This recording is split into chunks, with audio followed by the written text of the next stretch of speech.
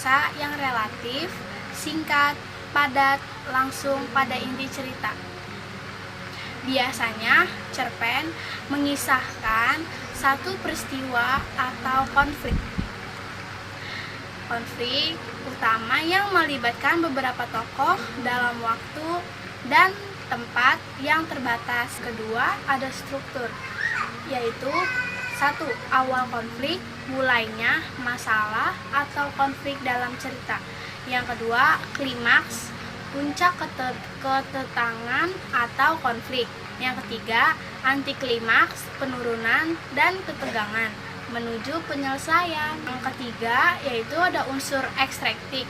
Yang pertama, ada latar belakang atau pengarang, pengalaman dan kehidupan penulis. Yang kedua, ada latar sosial, kondisi masyarakat cerita dibuat. Yang ketiga, ada nilai-nilai moral, agama, dan ideologi penulis. Yang keempat, ada kondisi emosi dan mental penulis yang mengaruhi cerita. Yang keempat, ada unsur instinktif. Yang pertama, ada tema. Tema atau ide pokok atau gagasan utama cerita. Yang kedua, ada tokoh dan penokohan, karakter dalam cerita dan sifat-sifatnya. Yang ketiga, ada alur cerita dari awal hingga akhir.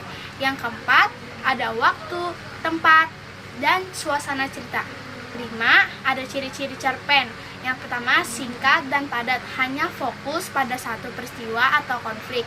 Yang kedua, tokoh jumlah terbatas, biasanya hanya sedikit tokoh yang terlibat. Yang ketiga, ada alur sederhana, alur cerita lebih sederhana dibandingkan novel.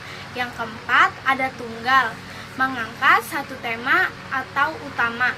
Yang kelima, ada selesai dalam sekali baca, biasanya dibaca dalam satu kali duduk. Yang keenam, ada pesan tersirat, menyampaikan pesan atau kesan mendalam. Keenam, ada kaidah kebahasaan, pengguna kata ganti yaitu promina, seperti aku, dia, atau mereka yang sering digunakan untuk menyebut cerita tokoh.